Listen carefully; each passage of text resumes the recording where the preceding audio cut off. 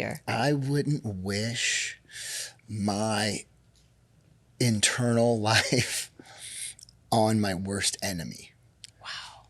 Dude, most people would claw their own skin off their face if they thought and felt the way I have most of my life.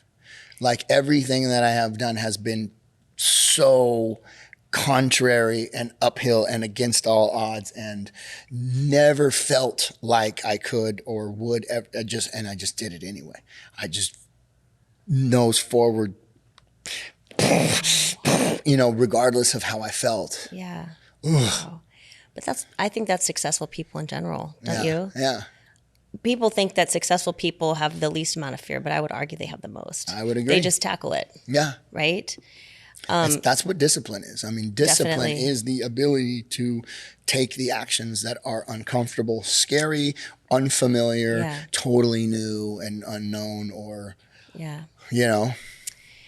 I can relate to this because I personally feel like I have an addictive, very obsessive personality that I have channeled into areas that I feel are like healthy things to be addicted to, right? Mm-hmm. And I feel like we have a lot in common with our personalities and just our set of intelligences.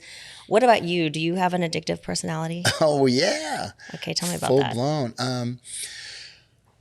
Man, I could go into that one forever. Start with your addiction to fame. Yeah, well, I believe that this addiction thing, whether it's fame, whether it's relationships, accolades, money, sex, gambling, whatever you want to call it, whatever the placeholder is for the thing that I think I need or must have in order to feel okay, it stems from this belief system that something outside of me is ever going to be enough. Wow. Yeah. That's crazy. It's a God-shaped hole that nothing else will ever fit into. You just need to channel it, right? You need to realize that you already are. Anything I want to now in my life, I realize that anything that I want to experience outside of me, I must already be able to expect from within. Yeah. And I'll never get it outside until I can expect to already have it within. Yeah. I'll never be loved until I can love myself. Right. Because no matter how many people love me, and no matter and thank God I know this. I mean, it cost me tens of millions of dollars and heartache and suffering and, deep despair, depression, and the loss of so much incredible things that I worked so hard for. Yeah. It cost me losing all that, the great suffering, they call it, the Magna Carta, or the Felix Culpa, going back. You know what I'm talking about? It's it's the pain that was absolutely necessary.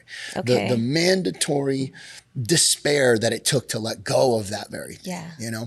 So I had to experience this pain to realize that, no matter how much money I have in the bank account, if I still feel poor, if I'm still scared of not having enough money, no amount of money outside of me will erase that fear of not having enough money. And no matter how much love and adoration I have, I'll be on the cover of magazines and have seas of screaming fans for me. If I don't have love for myself, that's not enough. Right. And it's the same thing with drugs, man. It's the same thing with drugs, with medication, with you name it.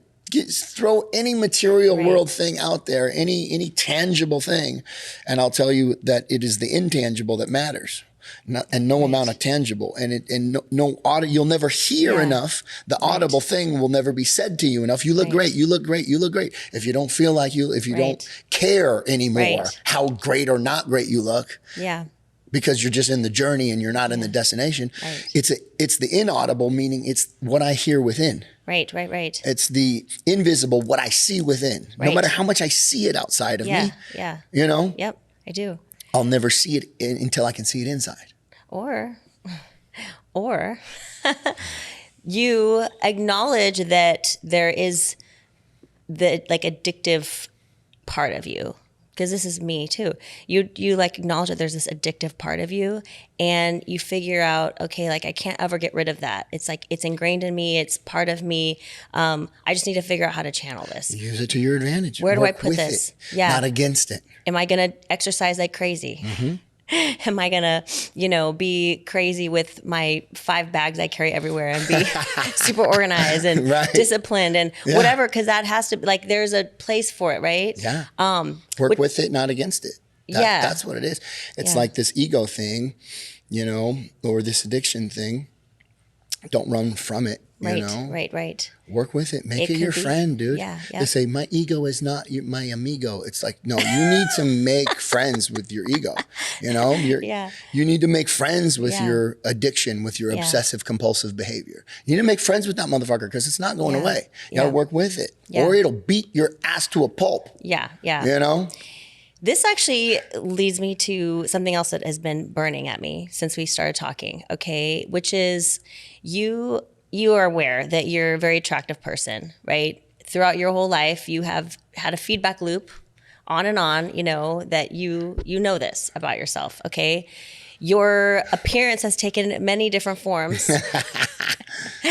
And you look quite a bit different right now than you did back in the Baywatch days, and also afterwards. I saw interviews of you 5 years ago. You look quite a bit different now, right? Yeah. So is there something to the evolution of your appearance? Like, where are you? Because that is a reflection of us and how we feel, right? Sure, absolutely. So tell me about your appearance evolution. Well, I'd like to be able to tell you and the audience, hi, I'd like to introduce you to my friend Jeremy. Yes. And good thing I didn't kill myself back when I wanted to, because I would have been killing the wrong person. Yeah. Like I didn't know me. That's intense. Who I wanted to kill was not me. It was Right. some weird, contorted, twisted version of me that wasn't even real me. I feel like I'm the real me now, but I felt like I was the real me before, which means I'll probably change or keep evolving. And if you don't grow, you go. If you're not changing and evolving, then you're probably holding on to some idea from the past and trying to cling on to some version that, like a freaking snake that sheds its skin, like you gotta be working with it, not against it. But right here, right now, I do feel more comfortable in my skin than I've ever been. That's good.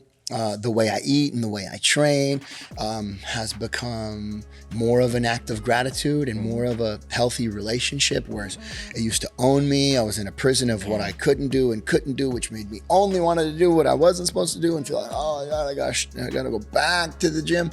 And now it's like I've fallen in love with the process all over again. Yeah. So I'm definitely closer to the most authentic version of myself than I've ever been.